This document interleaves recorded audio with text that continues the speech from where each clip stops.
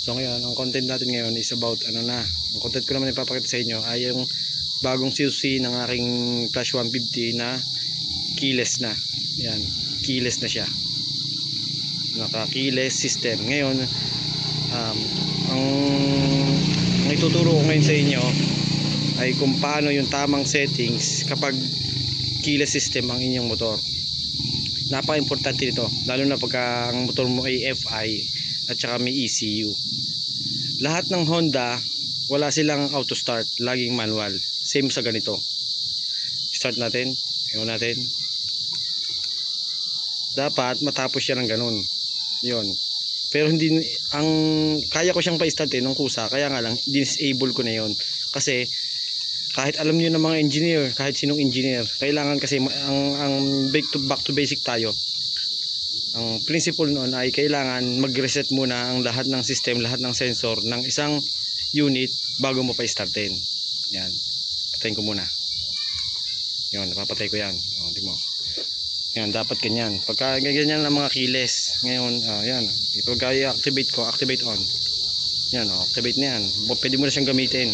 Ganun lang, hindi yung pagpindot mo ng ganito, pagpindot mo ng power button, nag-auto start na siya. Manual talaga dapat yun. Kasi lahat na ang ganitong mga ECU at FI type, meron yung mga sensor na kailangan makalibrate muna lahat bago mo pa-startin.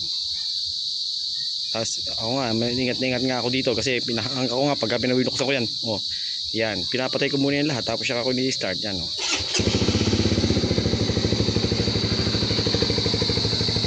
Yan po yung ating Flash 150X. Tingnan natin kung gaano kaganda ang ilaw niyan. Yan, no? Angas, no? Pwede ko siyang patayin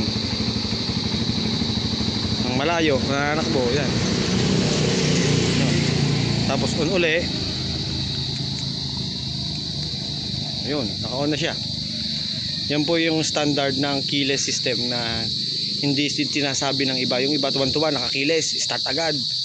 Doon matotodas ang inyong ECU.